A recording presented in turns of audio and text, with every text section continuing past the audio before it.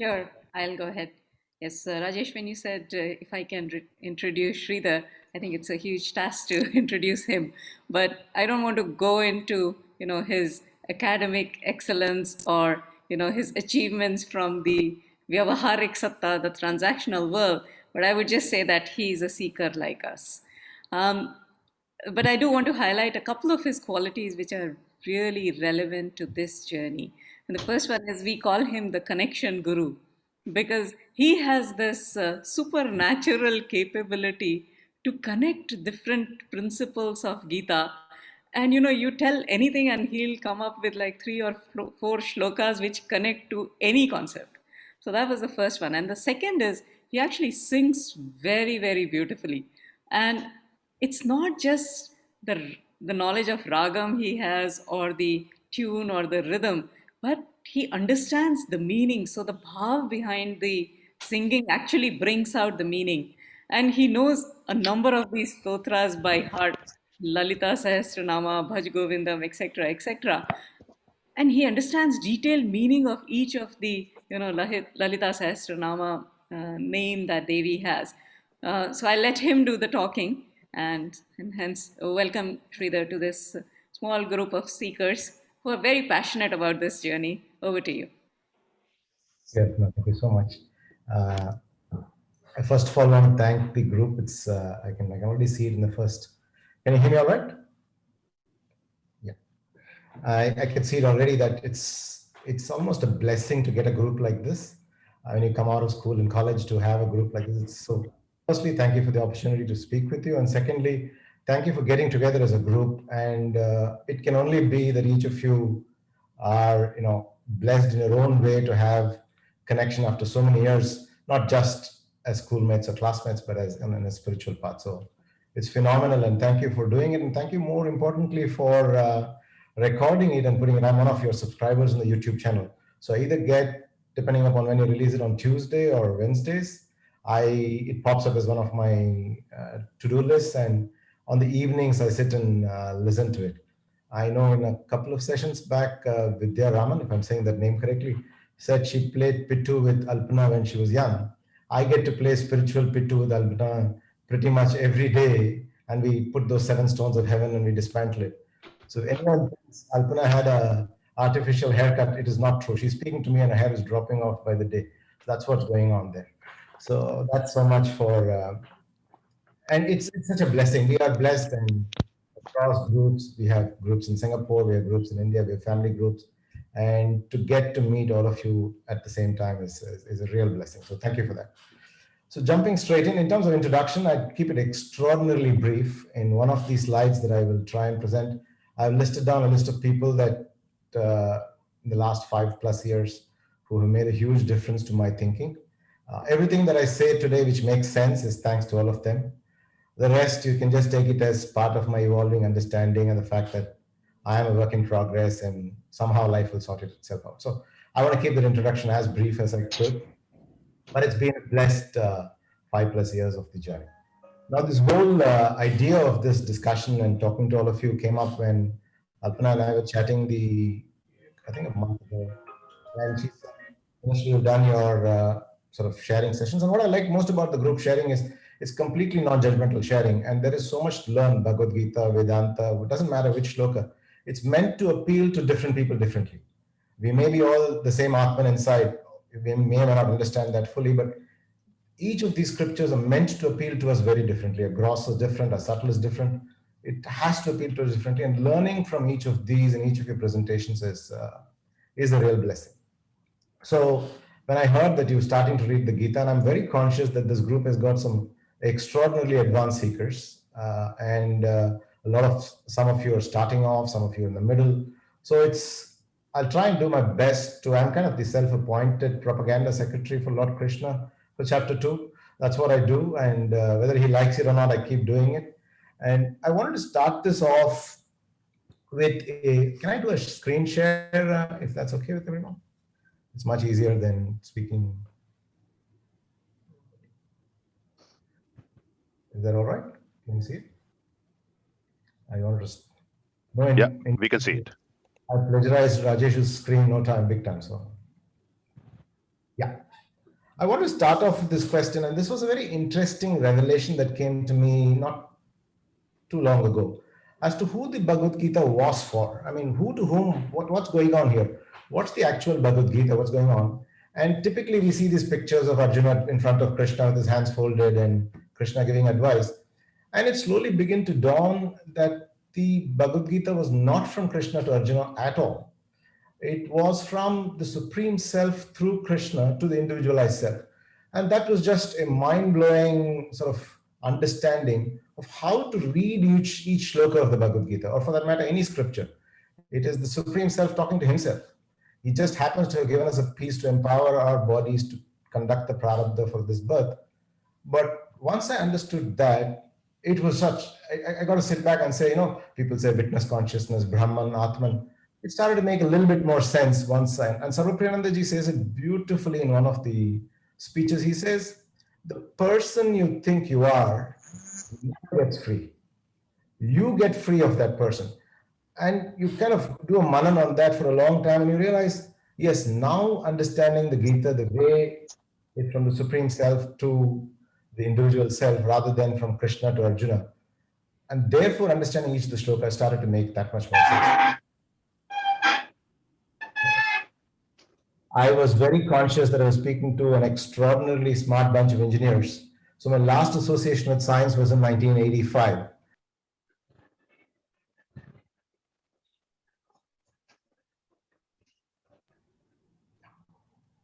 Someone muted me and I went off. Without completely trying to do something too scientific, I said, which is the best description of chapter 2? And I came up with this table saying, chapter 2 to me is the periodic table of the Bhagavad Gita. Pretty much, and Arjun and Alpana just mentioned to me that, I cross-connect. We have a colleague in our Bhagavad Gita group who spent a lot of money figuring out what her previous birth was. I have no confusion what my previous birth was. I must have been one of those manual telephone exchanges, people doing connections. These 3-digit phone connections must have got electrocuted in that process. So I can connect only for that reason. I have no effort of my own from this birth. It's a vasana that I carried forward from a previous birth. Now, and I read chapter 3, 4 and onwards, and I look at every shloka and I say, I've seen this somewhere. And then it comes to the realization, and then Sarvapriyanandaji happened to us about a year ago. And we said, oh my God, he says chapter 2 is most important. Finally, we get it as to why chapter 2 is everything. So just wanted to introduce it in this. Now, this is very interesting, and I learned this, that the Upanishads point out what's going on, the Ramayana lives it out, and the Bhagavad Gita explains. It's a very nice way to understand, for me, the structure of the whole thing. And Lord Krishna's sermon on the Bhagavad Gita pretty much starts only at 2.11. He kind of beats Arjuna black and blue in the first 2 shlokas of chapter 2. But he really starts his advice only at 2.11, and it effectively ends at 2.53. And I know the Bhagavad Gita is structured across chapters, 3, 4, 5, but somehow I felt that after 2.53, Arjuna asks 16 questions. And I find it much easier to understand the Bhagavad Gita as Krishna's response between 2 questions rather than as chapters. Because I'll give you a very quick insight of my understanding. Like, we all think Bhakti Yoga starts at chapter 7. But Arjuna's question in the middle of chapter 6 triggers the whole Bhakti Yoga. He says, okay, I get Karma Yoga, I get Karma Sannyas Yoga, but I just can't control my mind. What do I do? So the whole Vairagya, Abhyasa, all that happens in chapter 6 already. And then, only then does the Bhakti Yoga effectively kind of start. I think the learned people who split it across chapters kind of scientifically did it in a very good way, that it was a nice demarcation. But I personally feel reading Bhagavad Gita between 2 questions explains the concept much better to me than trying to read it chapter by chapter by chapter. So what I've done for this evening is I find that simple words and picking up few key words and doing manan on it and making it my goal to become better at this word was for me a better way than trying to get this whole concept into my head. This is a very busy slide. My apologies. Don't even try to read it. It just doesn't, it's not the most, as my daughter says, one thing for sure, you are not a consultant in your previous birth, not a consultant in this birth, not a consultant in the next birth. You really, your sides are pathetic. And I put the slide, you see a particular color code in the middle column of the shlokas. There's a particular reason why I did it that way. It goes like the mood of the Bhagavad Gita, mood of Krishna as he starts. Then it goes to the crux, then the approach, the tools, and the caution. So I said mood, crux, approach, tools, caution. So that's how I wanted to summarize my understanding. And I find these words is very good Shravana scales. Like Shravana is when you put a mirror to yourself and say, this is what you heard. How do you stand vis-a-vis what you just heard? And I find each of these words very, very useful. The first one I want to start is a shloka actually by Sanjaya. It is not even by Krishna, where he explains Lord Krishna's mood. He says, Senayor Bhuyor Madhya, when you just recited chapter 1, he says, he puts the chariot in front of, between the two armies in front of Bhishma. And he describes Krishna's mood beautifully. He says, Prahasanneva. Prahasanneva is a combination. It's not got a very good English translation, so I use words that best capture it. It is a mocking and a caring smile. It's kind of, and I felt there were three reasons why Krishna had this smile. And all the three reasons are equally applicable to me and all of us in some form or shape every day. The first reason he had this sort of mocking aspect of his smile is he's looking at Arjuna and saying, you're 83 years old, you know all the Vedas, you're kind of the first rank student here, and the question paper is in front of you and you're crying. I mean, it makes no sense to me. I mean, maybe if it was a chance, he would give him a tight slap in front of Bhishma, but that was rather unbecoming. So he's disappointed, saying, you can't mess up of all people. The second reason he's doing it is he's put this chariot right in front of Bhishma with Drona standing to the left or right. And he did it for a very important reason. He did it so that he could get this whole Vishad out, like what we're all learning in chapter 1. But there was also a very subtle reason. I've drawn inspiration from Rajesh trying to connect everything back to a movie, where in a movie by Ashley Judd in Double Jeopardy, she says she gets falsely implicated for killing her husband who stages his own death, and she goes to prison for 20 years and comes back after 20 years and figures out this guy's alive and then goes and kills him. And she can't be arrested the second time because she's been convicted for the first time already. And that's exactly what Bhishma is there for. Bhishma is Ashley Judd of Jeopardy. He is standing there. He's already committed the crime of signing up the wrong team. He's for the Pakistan army already. Now, there is no way by killing Arjuna. So Krishna has put the chariot there to tell him, you don't pick up, the conch is already blown. You don't pick up your bow and arrow. That chap is not going to hesitate even 2 minutes to take your head off. He has no confusion with his Kshatriya dharma. You are the problem here.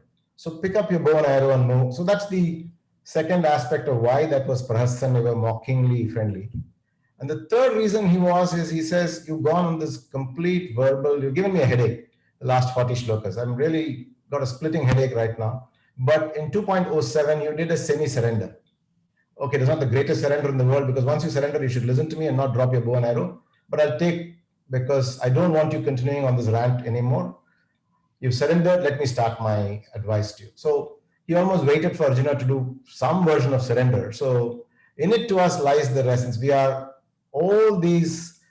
the mood in the Lord of the self, whatever makes you comfortable.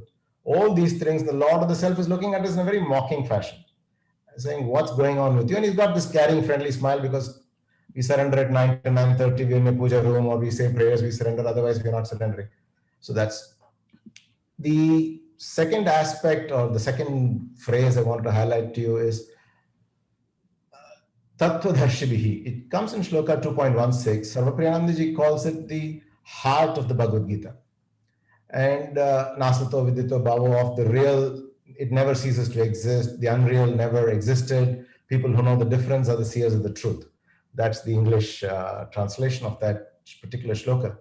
And you look at that shloka, you look at my family, my wife's family is very involved in the Ramana Maharishi ashram in Tiruvannamalai. And I was there, and when you look at Ramana Maharishi, and somebody went to him and said, I don't have time to read the Gita. What is the one shloka that I can read and get everything?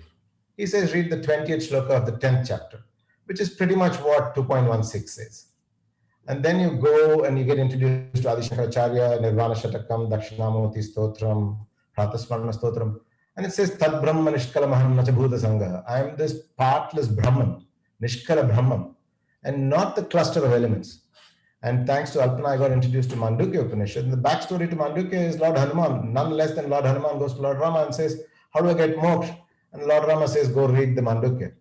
And the Mandukya has two vicharas, two inquiries. One is the Atma Vichara and the Omkara Vichara, or the other way around, Omkara and Atma, and finally conclude that both are the same. Now, there's Lord Rama, Lord Krishna, Ramana Maharshi, and Adi Shankaracharya. Four of them cannot be wrong in emphasizing this as the absolute crux of everything. So this is very difficult. Chapter 2 initially just went straight over my head when I first started to understand the Gita, because it was, and which is why I put I started my next slide saying, has Lord Krishna lost it? I mean, here is a guy who can barely pick his bow and arrow, and he is telling him about this indestructible self, how it never died. He can't even, he's almost expecting him to say, pick the arrow, point in this direction, shoot northwest. But he's gone to this long story about all this. And I do not know how Arjuna even, maybe he understood, he didn't understand. To me, the theory of getting the crux of the Gita was essential. And Alpana made an extraordinarily beautiful point just a month ago. And she said, unless you get the theory at least, I mean, she said you have to understand it really well, but I took it as understand the theory of you being the Atman really well. Unless you do that really well, there is no way that you're going to be able to be a good karma yogi or be good at bhakti. So the structure of the Gita is introduce the theory to you. That's how I've understood it for myself. And then go into karma, bhakti, and jnana. I just would briefly sort of take you through my thinking here. Karma yoga, very simple. I'm not going to bore you all with the details. It's pretty evident what karma yoga is. The problem that it's trying to address is the impurity of the mind. And 99.99% of the impurity of the mind is caused by selfishness, I, me, mine. And karma yoga is saying, don't expect results, always do, you're not the cause of the action. You do it in Arpan Buddhi, Prasad Buddhi, always in that whatever is there, Yagya is there. If I get it, great. If I don't get it, great. And you're almost in service to the broader world. You're doing God's work on his behalf. So karma yoga helps us purify our mind. And from there, he takes you the question that I just said, which Arjuna says the middle of chapter 6. He says, my mind is impossible. I know my mind is purified. I get it. And I personally benefited from understanding karma yoga this way. My actions in the last 5 years, or at least the last 2 years, have been way better than what it was 5 or 7 years ago. So it's helping me, and to understand karma yoga is to be as selfless as possible. Now, bhakti yoga, I wanted to quote Bhishma gets when Arjuna asked the question saying, my mind is all over the place, how do I do it? That is when the Lord brings bhakti into mind. And Sarvapriyananda has a beautiful line. He says, bhakti is a transferred desire. When he said that, I had to pause my YouTube video and just contemplate on it for a long time, because it was very important to say, you can either think and worry about the world, or you can think about God. And if your mind is only here, it's never going to be here. So bhakti is a transferred desire. And not to follow what Alpana said about my ability to quote shlokas, at the end of the Vishnu Sahasranamam, there are lots of shlokas in the Vishnu Sahasranamam, but the Lord says a very important point. He says, Yomam nama sahasrena stotamicchati pandava, soham ekena shlokena statevana samshaya. Beautiful shloka. It is for all lazy people in the world, is the best shloka. And for me, I love that shloka because it says, everybody, Yomam nama sahasrena stotamicchati, everybody is desirous of saying my 1,000 names. But soham, you think you are me, so aham, ekena shlokena stutayevana samshaya. Without doubt, you just think you are me and just say one shloka, that's more than enough. And that was the beauty of Bhakti Yoga. He's never asking us anywhere in the Gita to sit down and meditate and pray and he says, Patram Pushpam Phalam Toyam, just give me a leaf, I'm happy. Give me a glass of water, I'm very happy. So that's Bhakti Yoga. And going back to Alpana's point, once the structure is clear, karma and bhakti, then the theory that I've understood now as being, I am Atman, I am witness, it's still theory for me. It's probably I'm 10% of scratching the surface of this theory. Hopefully starts to get clearer and clearer in Jnana Yoga, because that is when it's in Dridrishya Viveka, it's beautifully said, the connection between the witness consciousness and the ego is one born of error, and it can only be corrected by knowledge. It cannot be connected by karma yoga. It cannot be connected by bhakti yoga. Knowledge, the Lord has to shine that through into us. or the Supreme Self has to put that thing into us for us to appreciate. And I think understanding the Gita as Supreme Self to the individualized self and the structure, theory plus these three has helped me understand the crux of the Gita way better than I would have. Now, some of you would have seen in temples in the south of India, the right side of this slide, which the two snakes intertwining and opening into the Sahasrara chakra. In the Lalita Sahasranam, I wish all of you get this blessing to learn the Lalita Sahasranam. It's a beautiful scripture. It is from Lord Hayagriva to Lord Agastya, to Sage Agastya. In it, there is a shloka which says, Mula Dharai Kanalaya Brahma Granthi Vibedini, Manipurandharudita Vishnu Granthi Vibedini, Agya Chakradasta Rudragranthi Vibedini, Sahasrara Ambujaruda Sudasara Pivarshini. We are unfortunately blessed or cursed with three knots in our body: the Brahma Granthi, the Vishnu Granthi, and the Rudra Granthi. Brahma Granthi, as the word tells you, and that's what the snake in the temple represents. The Kundalini rising up and opening. If you see there's a flower at the top, that's the Sahasrara opening up. The Brahma Granthi, Lord Brahma created the world selflessly, but we misinterpreted Brahma. Brahma Granthi is a knot of Brahma. Granthi is not. And the three shataks of the Gita beautifully help us unlock these three Granthis. The first one is this mad urge to create for selfish reasons. That's Brahma Granthi. That's the knot lying at the base chakra. Karma Yoga breaks that one. The Vishnu Granthi, Vishnu is known for preservation, conservation, accumulation. That one, Bhakti Yoga helps us break that knot. I made 1 crore, I have to keep it. I made 100 crores, I have to somehow keep it. I made $100 million, I have to keep it. There's a very nice line which someone sent in my family group today, and it said, Putra suputra to dhan kyo de, putra kuputra to dhan kyo de. Good or bad child, what's the point? And if you, my dad gave me a great education, good value systems. He didn't even bother giving me, I didn't even know. And that's more than enough, right? For all of us, we're all very blessed in that way. We're not waiting for our dads or moms to give us anything. And why bother with this? And the Bhakti Yoga aspect of it beautifully breaks open the Vishnu Granthi. And the rest of the Lalita Sahasranam and the Gita really match each other so beautifully. The Rudra Granthi is the most difficult one to break, and it's the knot of envy. Vishwamitra took 10,000 years to break the Rudra Granthi over Vasishta for Kamadhenu. He has Kamadhenu, I don't have Kamadhenu, I'm upset with him, finished. He went 10,000 years, and then he came up with the Gayatri Mantra when he got his revelation. The Rudra Granthi as a knot of envy is envious of somebody who has more than us materially and proud over somebody else who has less than us materially. That's only going to be broken when in Shloka 255, when he's answering Sthita Pragya, when he says, what is the identity of somebody in Sthita Pragya? He says, Prajahati yata kaman sarvan bhartan manogatan atmanyevatmana atushtaha Sthita Pragya stada uchyate. He says, one who's given up all the desires because atmanyevatmana atushtaha, one who's supremely satisfied in the Supreme Self. Once you get that, what's the point in having that? Once you get that, then the Rudra Granthi is broken. And that's what happened to Vishwamitra. When the Supreme Lord blessed him with that, that is when he realized, oh my God, I'm already the Brahman. What am I chasing a little Kamadhenu for? So that's so much for the crux. I just want to focus on the crux because it's a theory to practice evaluation for me, and I wanted to share that with you. Now, the approach is beautiful, and the whole Gita is approach and tools. I just picked 3 in chapter 2 that are very close to my heart. And I've kind of inverted the order because 2.616 was the crux, and I went back to 2.14. In 2.14, he says, Matra sparshest konteya shitoshna sukkada agama bhayino nitya tam titiksha svabharata. The word titiksha just stood out. Alpana guided me through the sadhana chatushtaya, and it comes in the Shat Sampati as well. Titiksha is one of the qualities in the Shat Sampatis. And this word was beautiful. This and Uparati have given me the greatest sort of eye-opener in the Sadhana Chatushtaya.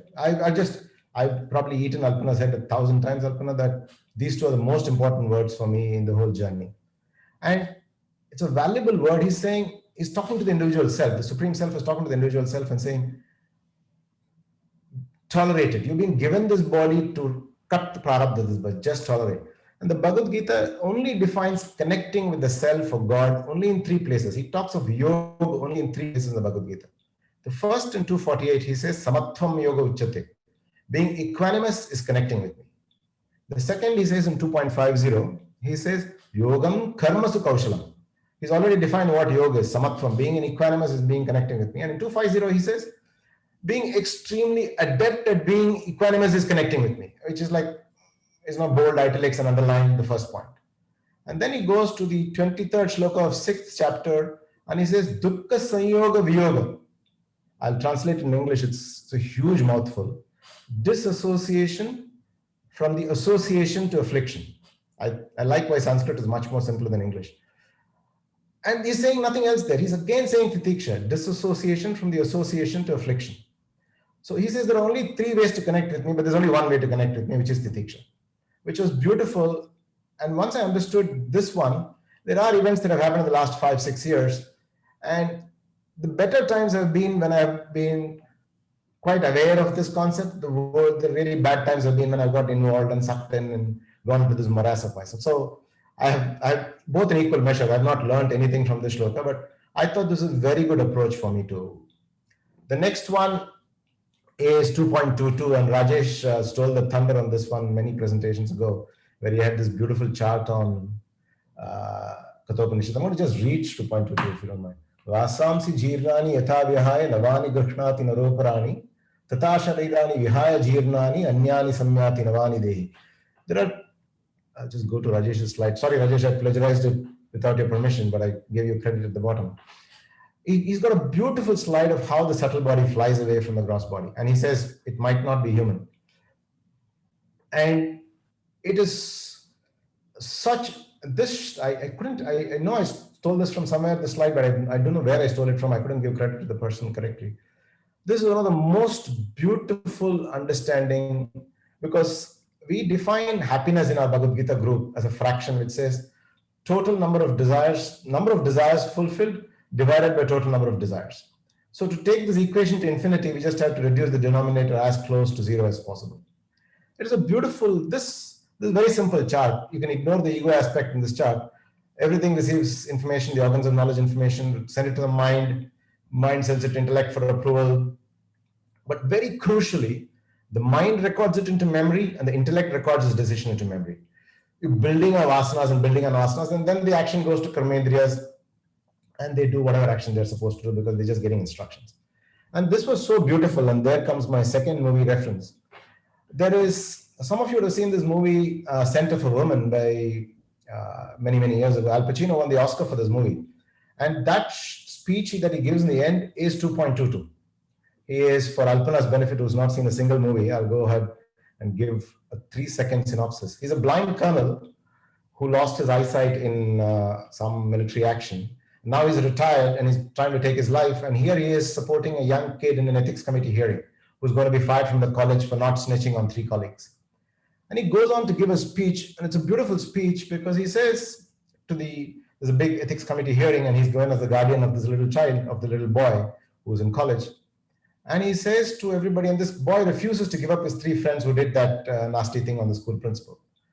And he says, no, I don't want to give them up and then grow in my life. I rather, give up and walk away. And they want to fire him for that. And then Al Pacino makes the speech. He won an Oscar for this beautiful speech. He says, there are times, by the way, I belong to a movie club, so I can recite movie dialogues also. So don't please get frightened that I can delight. We do every month one movie, and this is one of those favorite dialogues. He says,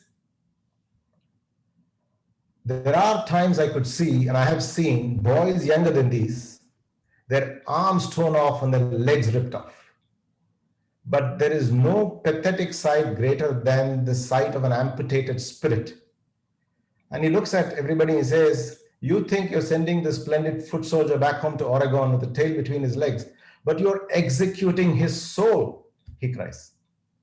And then he looks at the committee and he says, you're holding this boy's future in your hands, committee. It's a valuable one. Embrace it, don't destroy it. And that's exactly what the Supreme Self is telling us. I've given you this birth, I've given you a great intellect, I've given you a beautiful antakaran, and I've created this VVGP for you to exhaust the product of this birth. And here you are running behind the next bicycle, the next car, the bigger house. Oh my God, what a fool. You hold yourself this most valuable asset. And one of the scariest shlokas in the Bhagavad Gita is the 5th shloka of chapter 6. He's taken a bowl of Dettol and washed his hands off, and he says, Uddharet atmanam natmanam avasadayet atmaiva hyatmano bandhuhu atmaiva ripuratmanah. He says it to the individual self. He says your mind is your best friend and your worst enemy. In fact, Arjuna's questions after 4th, 5th chapter is like, oh my God, my mind is a disaster. What can I do? What can I do? What can I do? And he tells him, your mind is your best friend and your worst enemy. And exactly what Al Pacino says in that speech, and exactly what. So by just altering my thinking, I think I can rewrite Vasana slightly better than what I've been doing in the last 45, 50 years. So that's so much for the third one. Some of you might crack up. The third approach is a word in 2.41 called Kurunandana. He calls Arjuna by many names. He calls him Arjuna, Kaunteya, Partha, Gudakesha, Dhananjaya. Every time he wants to beat up Arjuna and remind him of his duties, he'll call him Kaunteya. Because you promised your mother you would fight, you're not fighting, Kaunteya.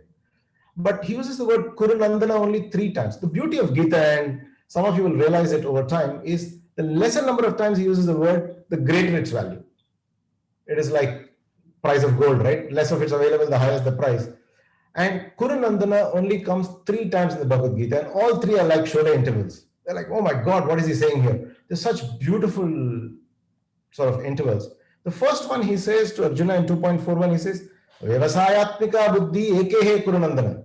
Just be absolutely business-minded, laser-focused on what I'm going to teach you. Don't, he says, Bahushapta Ayananta, so don't have 40 branches and waste my time.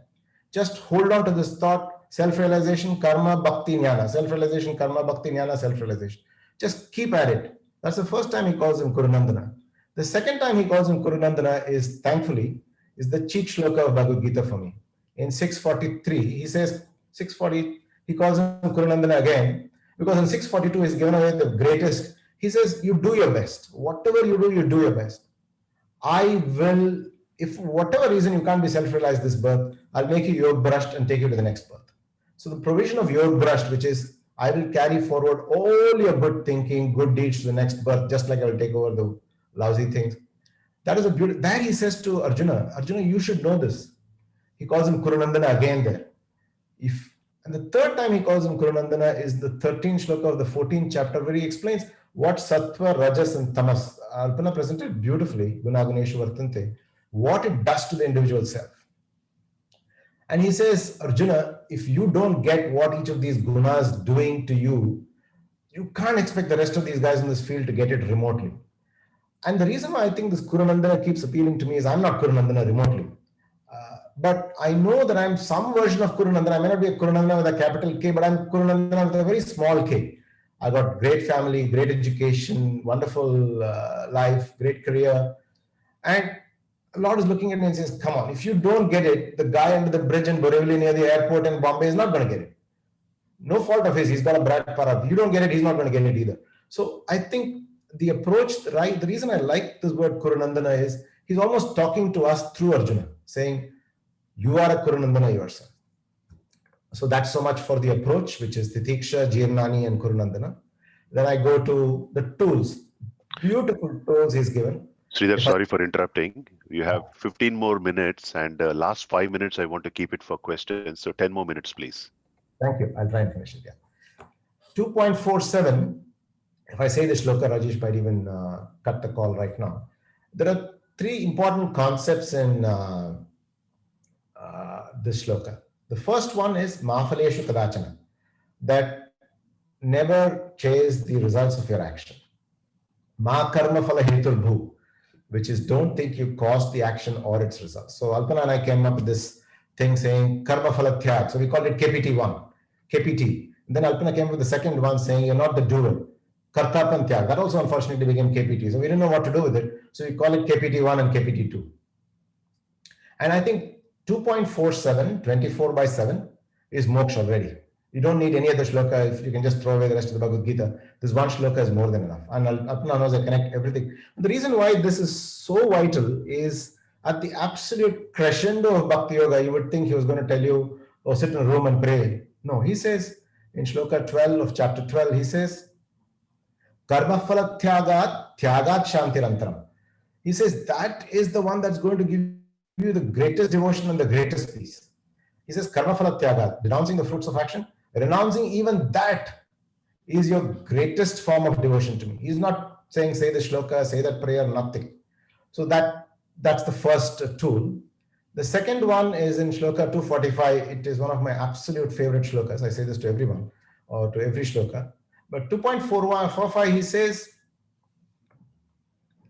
Traiguna Vishaya Veda, Nistraigunya Bhavarjuna, Nirdhundo Nityasatvasto, Niryogakshema Matman. The first line is the reason why he had to create chapter 14.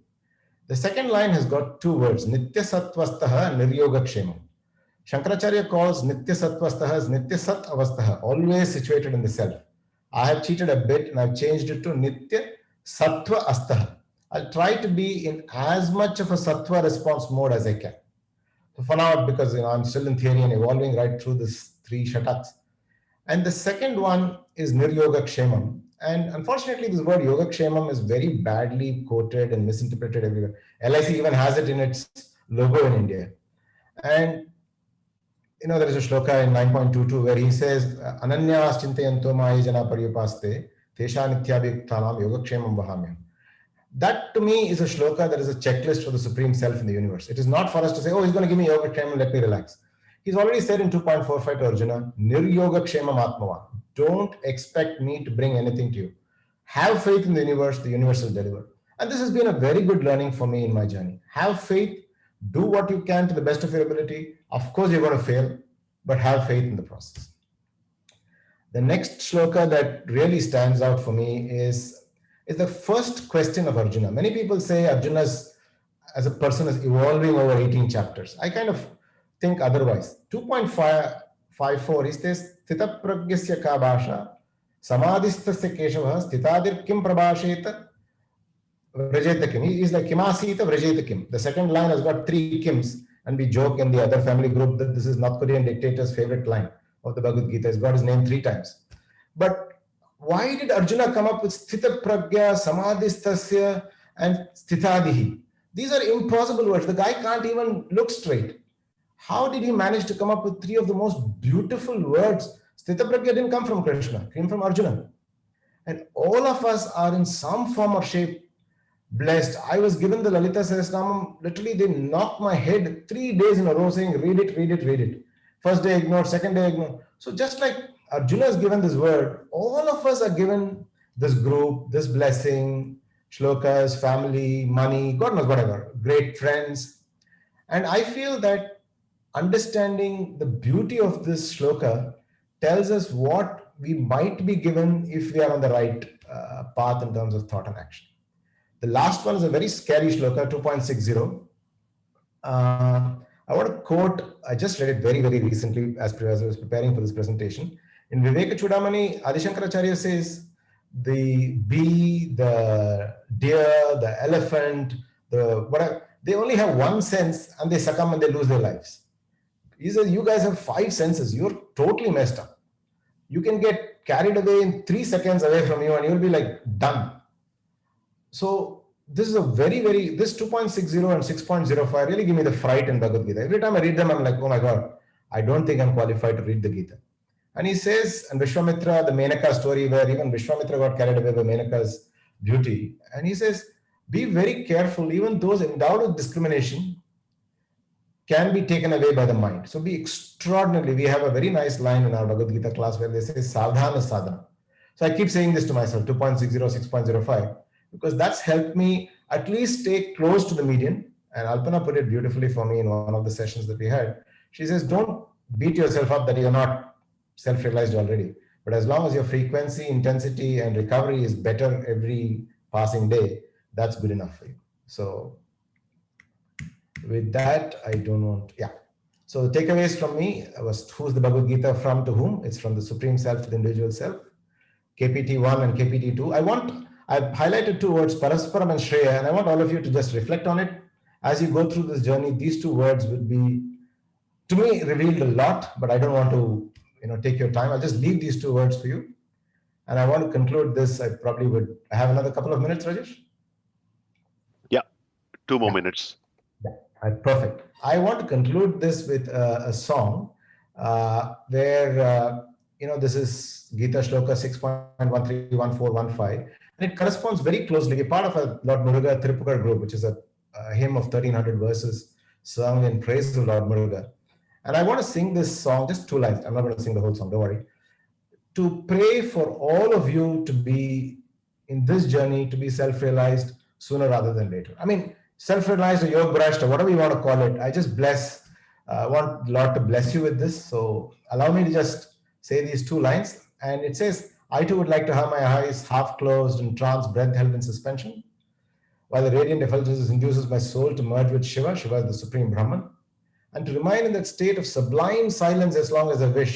Will you not? Sublime silence being the Atman, being the witness, not doing anything, just being the witness. So I'm just going to say this prayer for all of you, and then we can conclude this. அடியேனும் தூங்கிய பார்வையோடு தாங்கிய வாயோடு தோன்றிய ஜோதியோடு சிவயோகம் தூண்டிய ஜீவனோடு வேண்டிய காலமோடு சோம்பினில் வாழும் வகை அருளாதோ, சோம்பினில் வாழும் வகை அருளாதோ.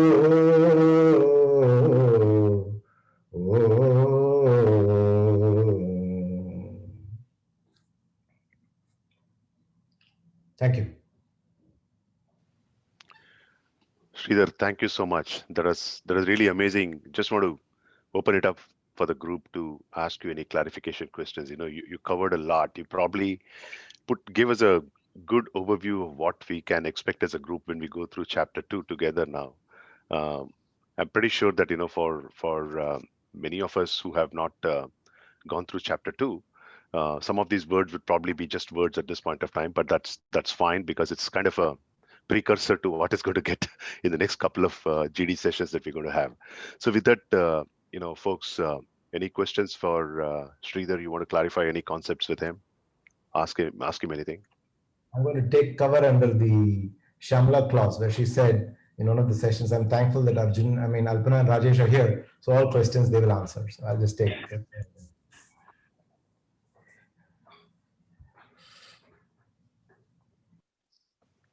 Anyone can unmute yourself and you can go ahead with the question.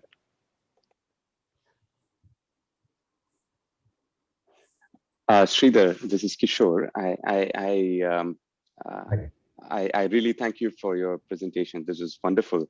And I'm a big fan of chapter 2 myself. I keep going back to it. I often am not able to go beyond that, right? I just keep going back to it again and again and again. And as you rightly pointed out, I think the essence of the Gita, which is the essence of the Upanishads, they are all captured in chapter 2. One of the things that stood out for me in chapter 2 is the way I was reading it and understanding as the understanding grows is the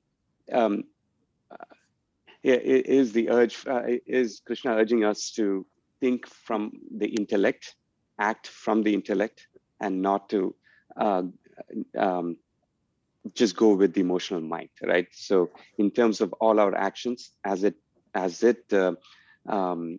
actions start from the intellect, from the depth of the intellect.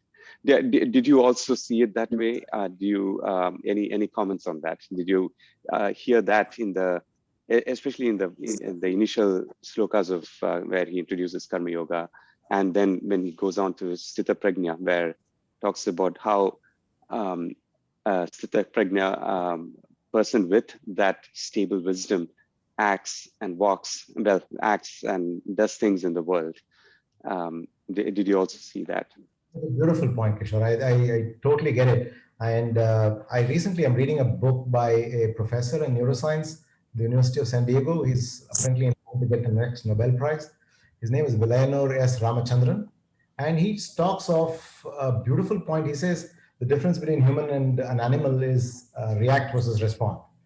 So flight or flight. I mean, animals, that's what they do, whereas the humans have. And he talks of this need for, he says this in a lecture, he says, we need a little bit of time. We need like 1 second, 2 seconds for us to catch hold of that thought that's popping up from our mind, from our vasanas.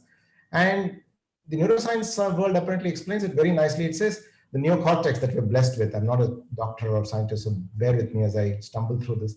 The neocortex needs like a couple of seconds. It can't work like on instinct. It needs, I mean, Malcolm Gladwell's Blink and Daniel Kahneman's recent book contradict each other. And I never really liked Gladwell's book on Blink, like act on instinct. I mean, that doesn't really make sense to me. But I'm reading Kahneman's books these days, and it makes a lot of sense.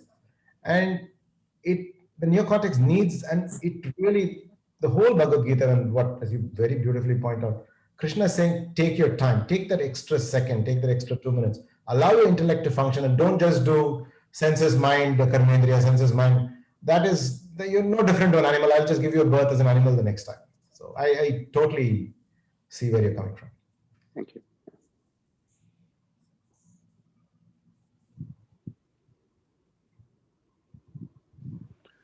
Okay, so looks like there are no more questions. Sridhar, a couple of things in your talk that struck me. One was this Omkara Vichara that you talked about in Mandukya Upanishad, right? And you talked about Skanda, the six-headed god Subramanya, who is a son of Shiva. Incidentally, the story apparently is, for those of you who probably may not know this or may know this, maybe it'll be a refresher. The story is that Shiva, who is the original guru, the Adi Guru, teaches the science of Omkara to everybody. Okay, and one of the first disciples is his 3-year-old son, Subramanya, Skanda. And after some time, what happens is Shiva forgets how to do the Omkara Vichara. Therefore, the 3-year-old son, he sits on the pedestal, Shiva sits below him, and then that Subramanya teaches Omkara Vichara to him. So basically, the reason for the 6 heads is also, when you do the Omkara, it goes from nothing, and then it goes to a crescendo, and then it goes down to nothing. Right, and there is a 6 stages of existence of that particular word, right? And that denotes that 6 heads of that particular thing. Just want to kind of share that with you, so you can probably, when we at some point of time, when we understand the significance of the 6 heads, we will probably get that existence stage. The asti jayati vardhati, the born, then it changes, then finally it dies. The 6 stages of a human life. That's the definition of Omkara. It is a very beautiful Tripura song. It says Sivanar Manam Kulira. That Lord Shiva's heart was exalted with joy when his little son was explaining Omkara to him. It's a beautiful song. It's based on Parni in south of India. Beautiful song. All right. I think we have just 1 more minute, and maybe we will take one last question. Rajesh, quick one. Can you hear me? Yeah. Okay. Thanks, Sridhar. Wonderful summary. I mean, I have not read chapter 2. In fact, when we were reading the Gita the first time around, we were just stumbling across topics. So we kind of finally got to the end of it. But chapter 2 is fantastic. I've started to read it, and it's making a lot more sense now. But quick question for you. What is KPT? You said Karma Phala Tyaga is one thing, which makes sense. What's the second one? Kartapan Tyaga. What does that mean? Doership, giving up it says Ma Karma Phala Hetur Bhu, the third part of 2.47 is Ma is no, not, Karma action, Phala is result, Hetu is cause or medium, Bhu, give up. So it says give up thinking you're the cause or medium of the action or the result. Karma Phala Tyag is Ma Phaleshu Kadachana, this is Kartapan Tyag. So this credit goes to Alpana for calling it this KPT. We call it KPT 2, KPT 1 and KPT 2. Got it. No, thank you. That's wonderful. Very useful. We started with 2KLM3, and now we are learning KPT1 and KPT2 and a couple of other things. Looks like it now.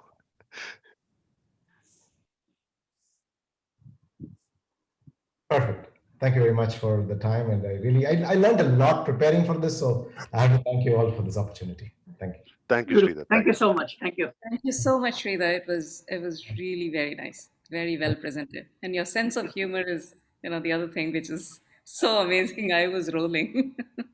And by the way, that FIR comes from Kishore. so that's again, just a messenger here. It comes from Swami Paramarthananda ji. Yeah. Now every time I'm going to read Bhagavad Gita, I'm going to remember Kim Jong somewhere. Thank you for your time, Sridhar. Thank you. Thank you, Sridhar. I appreciate it so much. Okay, you're free to stay on and listen to us or whatever. Okay.